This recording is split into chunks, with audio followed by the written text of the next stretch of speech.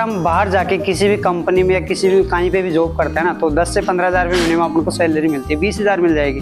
बकरी पालन करता है या करना चाहता है ना, तो उनको सबसे पहले ये वाला सिस्टम जरूर करना चाहिए। बिल्कुल किसी का बड़ा नौकर बनने से अच्छा है अपना खुद का छोटा मालिक बन जाओ। सुबह के टाइम देते हैं मक्का, गेहूँ और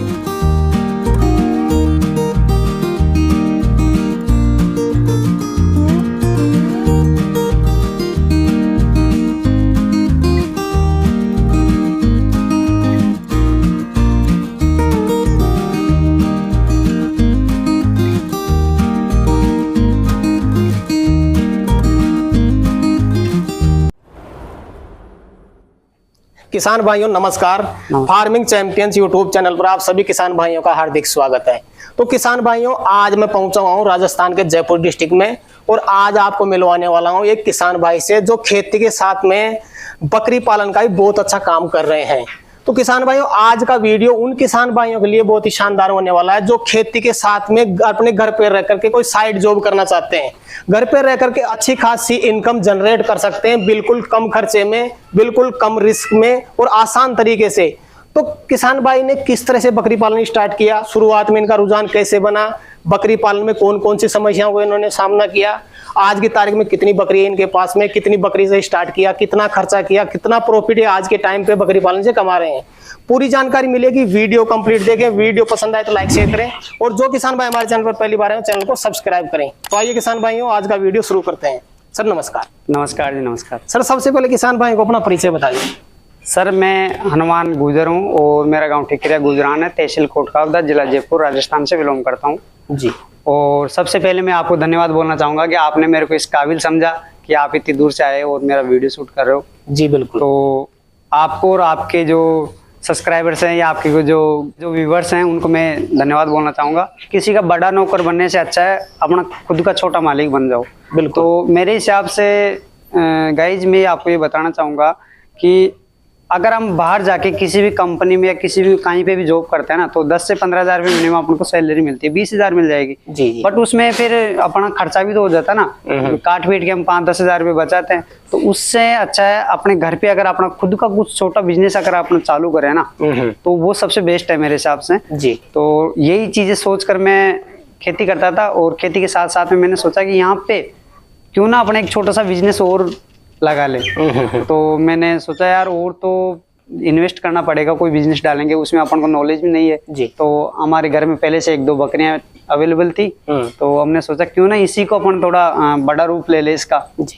तो इसके बारे में मेरा आइडिया है कि यार यहीं पे अपन शेड बनाते हैं और कुछ इनको ज्यादा क्वांटिटी बढ़ा लेते हैं बकरियां की। तो यहाँ पे इसमें क्या होता है सर कि मेरी जो और फैमिली भी है ना, जैसे मम्मी है और तो वो भी इनको मैनेजमेंट कर लेती है। जी जी जी। अधिकतर वैसे मेरा जो भाई है देवराज, वो इसको हैंडल करता है, पर वो भी अगर कहीं चला जाता है ना तो और परिवार वाले भी इनको हैंडल कर लेते हैं। हनुमान जी, मैं थोड़ी सी आपकी जर्नी किसान भाइयों तक शेयर जरूर करना चाहूंगा। जो बकरी फार्म स्टार्ट किया आपने, हाँ। इससे पहले क्या काम करते थे आप? सर देखो, मैं इससे पहले मेरा तो आपको बता दो एक छोटा सा के साइड बिजनेस है जो मैं उसका भी आपको वीडियो शूट करवाऊंगा जी। और इसके अलावा जो छोटा भाई है वो भी मेरे पास वही करता था, पर मैंने लगा कि यार कहीं ना कहीं यहाँ पे जैसे खेती का काम है तो लाइट चलाना, फसल को पानी देना, काटना, तो एक भाई यहीं पे डिस्टर्ब रहता था अधिकतर। तो मैंने सोचा यार यहाँ पे एक भाई रहता तो क्यों ना एक बिजनेस वो भी हैंडल कर ले घर पे रहकर। हाँ, तो उनको वहाँ जाने की जरूरत नहीं है क्योंकि मैं चाकू करता हूँ, मेरा बिजनेस वहाँ पे है, तो यहाँ पे छोटा भाई यहाँ पे हैंडल कर लेता। तो खेती से ही कहीं ना कहीं खेती से जुड़ा हुआ है, तो उसी की वजह से मेरे अंदर ये आइडिया आया कि यार यहीं पे अपन क्यों ना बकरी पालन का जो बिजनेस है वो स्टार्ट कर लेते हैं। हाँ। करीब कितना टाइम हो चुका है बकरी पालन स्टार्ट किए हुए आपको? सर मेरे को ज्यादा टाइम नहीं हुआ, अभी तो मिनिमम 1.5-2 साल हुए हैं। 1.5-2 साल। हाँ, अब आप देख लीजिए मेरे पास 3-4 बकरियां थी। शुरुआत 4 बकरी से की आपने? हाँ, 4 बकरी से मैंने शुरुआत की है और धीरे धीरे 1-2 बकरी मैंने और खरीदी भी है बाहर से भी, और इन्हीं बकरियों की ये अभी मिनिमम अभी है मेरे पास 30-40 कोज है। 30-40? हाँ, 30 छोटे बड़े मिला के 40 बकरियां, मतलब 40 कोज है अभी मेरे पास। तो इनमें 20 तो है बड़ी जो बच्चे देती है, बाकी और छोटे मोटे और छोटे काफ है। हाँ। तो मैं सर जी थोड़ा सा ये भी जानना चाहूंगा, जैसे आपने बकरी पालन का काम स्टार्ट किया, हाँ, तो जाहिर सी बात है नए फील्ड में अपन जाते हैं तो उसमें समस्याएं भी आती है। तो आपको कौन कौन सी समस्याएं, क्या कौन कौन सी समस्याएं फेस की आपने, वो भी बता दी किसान भाइयों को। सर देखो इनमें क्या है कि समस्या तो हर काम में आती है जी। और शुरुआत में कोई भी काम अपन करते हैं तो वो अपन को हार्ड ही लगता है। हार्ड लगता है बिल्कुल। अब जैसे शुरुआत में मैंने 4-5 बकरियां थी, 2-4 और बाहर से खरीदी तो 8-10 खोज हो गए जी। तो उनको मैंने जैसे चारा वारा डालने का, फीड भी डालता हूँ ना उनको, तो बहुत समस्या आती थी। जैसे अंदर ये वाला सिस्टम नहीं था हमारे पास, थोड़ी बहुत ईंटें मंगवा के कारीगर बुला के इन पे ये वाला जो सीमेंट का है ये बनवा दिया और ऊपर पाइप लगा दिया। तो अब इसमें क्या है कि जैसे हम चारा बाहर से डाल लेते हैं, बकरियां अंदर से आती है, खा लेती है, बिल्कुल वेस्टेज में नहीं जाता जी। और बिल्कुल आसान हो गया काम। आसान हो गया। हाँ जी जी। मेरे हिसाब से जो भी भाई बकरी पालन करता है या करना चाहता है ना, तो उनको सबसे पहले ये वाला सिस्टम जरूर करना चाहिए। बिल्कुल बिल्कुल। ये चारा डालने के लिए हाँ, ये बिल्कुल बिल्कुल इसको नांद भी बोलते हैं, हाँ। ठाण भी बोलते हैं, खुरली भी बोलते हैं, अलग अलग जगहों पे अलग अलग। तो मेरे हिसाब से ये जरूरी है। ये जरूरी है। हाँ, इसके बाद में और समस्या है, जैसे जो प्रेग्नेंट बकरियां थी, 1-2 बकरियां जो बीच में बच्चा गिरा देती थी, तो वो भी सबसे बड़ी समस्या आई हमारे सामने। तो उसकी मेन प्रॉब्लम तो ये आई, देखो सर कि टाइम पे अगर अपन बकरियों को पानी नहीं पिलाएंगे ना, तो सबसे बड़ी समस्या वही आएगी इसमें जी, बच्चा गिरा देगी वो।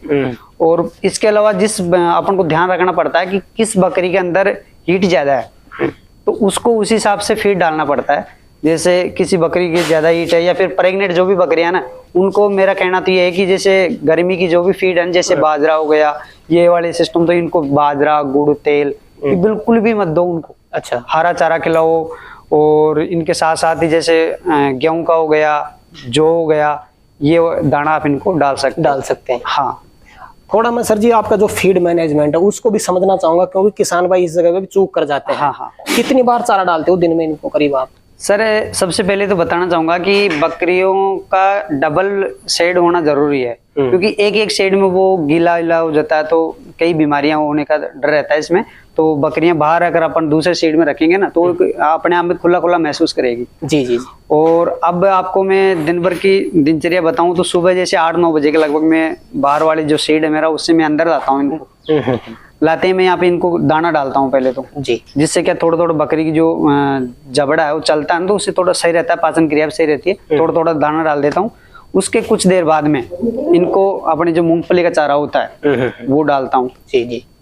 फिर उसके 2 घंटे के बाद में गेहूं का भूसा है ना, उनको क्या वैसे खाने में दिक्कत आती है, तो मैं इनको जो फीड पकाता हूँ ना जी, फीड पकाता हूँ उसको ठंडा करके और गेहूं का जो भूसा है उसमें मिला के तो फिर वो डाल देता हूँ इनको। तो उनको बड़े चाव से खाती है। कई लोग कहते हैं गाइस देखो कि कुछ लोग कहते हैं कि यार गेहूं का भूसा बकरियां नहीं खा सकती, ये तो ओनली भैंस गाय खा सकती है। लेकिन मैं आपको बताता हूँ गाइस कि मैंने प्रैक्टिकल रूप में ये चीजें देखी है कि गेहूं का जो भूसा होता है ना, उनको बकरियां इतने चाव से खाती है कि पूछो मत जी। और उनको खाने के बाद में पानी भी अच्छी तरह से पीती है, क्योंकि वो सूखा होता है ना, तो उनको खाने के बाद में पानी की मांग होती है उनको। बिल्कुल, तो पानी भी उनको टाइम से टाइम रखना चाहिए। और उसके बाद में गाइज मैं इनको क्या, जैसे खेत में रंजगा हरा चारा है, रंजगा है मेरे पास, तो मैं वो काट के और रंजगा इनको डालता हूँ। तो दिन में 3-4 बार इनको डाल देता हूँ।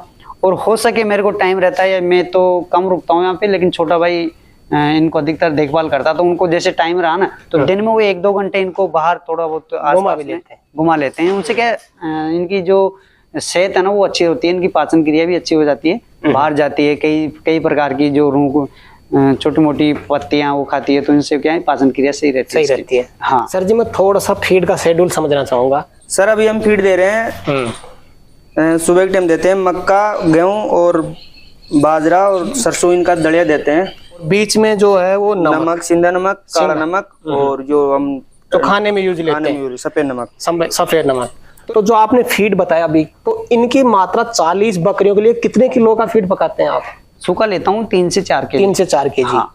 फिर उसको क्या सूखा अगर अपन इनको मिलाएंगे ना तो ये पाचन क्रिया में दिक्कत करेगा, और वैसे भी वो कम रहता है, बहुत ज्यादा मात्रा मिलाना पड़ता है। तो हम क्या उनको पका लेते हैं, पकाने के बाद वो फूल जाता है, मतलब थोड़ा ज्यादा मात्रा में हो जाता है, पानी डाल देते हैं उसमें। सबसे बेस्ट है कि मोटा मोटा उनके टुकड़े करके दलिया बना लो और उसको फिर पका करके फिर ठंडा करके उनको भूसे में मिलाओ और फिर इनको डालो। जो मूंगफली का चारा डालते हो करीब एक दिन में कितने किलो डालते हो? ये भी वही 5-7 केजी। 5-7 केजी। हाँ, पर इसमें क्या है, इसको मैं दो टाइम डालता हूँ मूंगफली के चारे को। इससे क्या थोड़ा अच्छा रहता है, सस्ता भी पड़ता है ना, तो मैं इसको 5-5 केजी 2 बार डाल देता हूँ। 2 बार डालते हो? हाँ। तो रात को इसी साइड में रखते हो कि बाहर वाली साइड में रखते हो? रात को बाहर वाले में कर देते हैं ना, जैसे यहाँ पे अपना दिन भर का पूरे दिनचर्या हुई ना, जैसे शाम को बच्चों को दूध पिलाया और जो बाकी दूध उनको अपन निकाल लेते हैं और फिर हम इनको वहाँ पे रख देते हैं जहाँ पे अपन पानी रख देते हैं और बकरियां वहीं पे रात को रहती है। तो सर जी मैं थोड़ा सा ये भी जानना चाहूंगा, बकरी पालन अगर कोई किसान भाई करना चाहे, हाँ, तो सबसे ज्यादा समस्या किसान भाई को आती है इनमें, बीमारियां कौन कौन सी आती है या आ सकती है? आपने तो 2 साल में काफी कुछ देखा होगा, बकरी में कौन कौन सी बीमारियां आती है वो बता दे किसान भाई को। सर देखो, बीमारी के बारे में अगर अपन बात करें तो हमारे सामने तो कोई ज्यादा इतनी खास आई नहीं है। सबसे बड़ी समस्या तो ये आई थी, बच्चा जो फेंक देती थी वो वाली, वो मैंने आपको बता दिया। उसके बाद में जो बीमारी है ना, एक तो खुरपका आती है और एक मुंह पका, मुंह जबाड़े में हो जाता, पूरा जबाड़ा ऐसे मोटा हो जाता वो।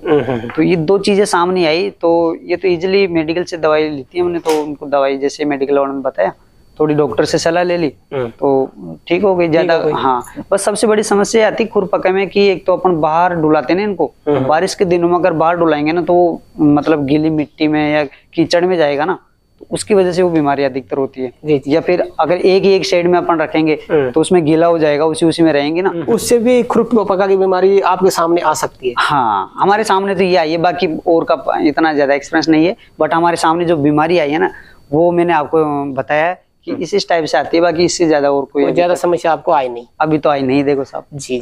तो सर जी अब मैं आपका वो एक्सपीरियंस शेयर करना चाहूंगा किसान भाइयों के साथ में, जो किसान भाई हर बार सोचते हैं और कई किसान भाई अपने घर पे ऐसा बिजनेस शुरू करना चाहते हैं। हाँ, शुरुआत आपने कितना इन्वेस्टमेंट करके की थी इस बिजनेस की शुरुआत, थोड़ा वो जानना चाहूंगा। शुरुआत में अगर हम बात करें तो मैंने आपको बताया कि 2-4 बकरियां मेरे पास थी और मैंने 2-4 बकरियां और खरीदी थी जो मिनिमम 30-40 हजार रुपए की थी। जी। और इनका फीड डलवाया था तो 40-50 हजार का वो फीड पूरा स्टॉक, जैसे मूंगफली का चारा हो गया और गेहूं ये अपने घर में हो जाता है अधिकतर। गाइस देखो ये क्या है कि जैसे मूंगफली का चारा हो गया अपने घर में हो गया और गेहूं का भूसा हुआ अपने घर में हुआ, और जो गेहूं मक्का जो भी चीजें है ना नॉर्मली वो अपने घर में होती है, बाकी अगर कम पड़ती है तो फिर मार्केट से खरीद लेते हैं। जी। तो अगर टोटल एवरेज लगाया जाए तो मैं आपको बता दूं कि मैंने 30-40 हजार की, मतलब 40-45 हजार रुपए की तो जो बकरियां खरीदी थी, बाकी 50 हजार का इनका फीड स्टॉक किया था। मोटा आइडिया 1 लाख ले 1 लाख रुपए का शुरुआत, 1 लाख रुपए का खर्चा करके आपने शुरुआत कर दी? शुरुआत किया था। तो करीब 12 महीने में ये एक बकरी कितना बच्चा देती है, मैं थोड़ा जानना चाहूँ आपसे। देखो सर, इसमें अगर 12 महीने का टारगेट लगाए तो वो बैठेगा नहीं, क्योंकि एक बकरी 5 से 6 महीने में बच्चा देती है और फिर 2-3 महीने के बाद में वो प्रेग्नेंट होती है, फिर वही 5-6 महीने बाद में बच्चा देती है। तो इसका अपन 15 महीने का एवरेज लगा सकते हैं, 15-16 महीने का। तो ऐसे मानो कि 15-16 महीने में ये 2 बार बच्चे देती है अपन को। जी। और एक बकरी मिनिमम 2 बच्चे तो देती है।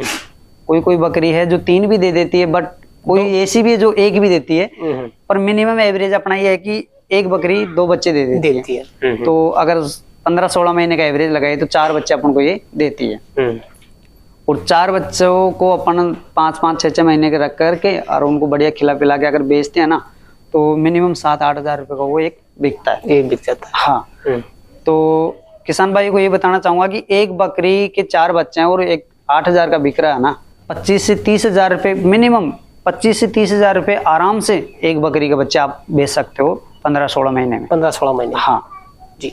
तो सर जी मैं थोड़ा आइडिया किसान भाइयों तक पहुंचाना चाहूंगा। हाँ, आप अभी के टाइम पे 40 बकरियों से 12 महीने में खर्चा निकालकर कितना कमा रहे हो अभी के टाइम?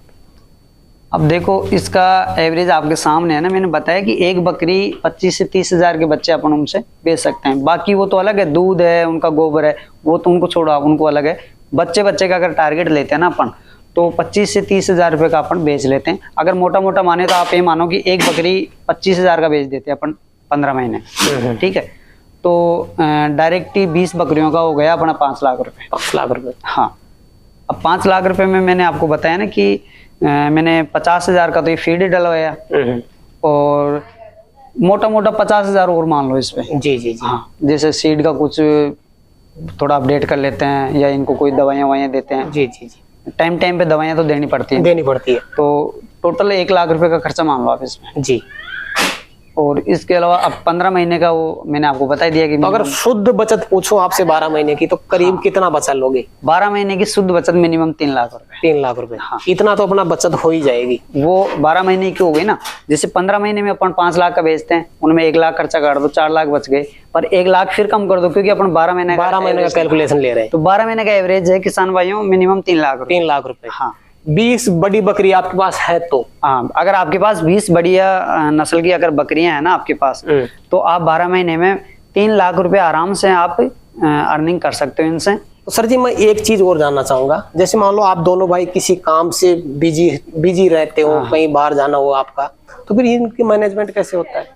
अरे सर, मैनेजमेंट की आप जो बात कर रहे हो ना, वो तो देखो हमारे छोटे छोटे बच्चे भी इनको मैनेज कर लेते हैं। और रही बात ये, तो जैसे हम दोनों भाई अगर बाहर जाते हैं ना किसी काम से, तो जैसे घर पे मम्मी है और जो भी फैमिली सदस्य हैं, वो कोई भी हैंडल कर लेता है। नहीं, इजीली काम है इनका, कुछ ज्यादा वो तो है नहीं।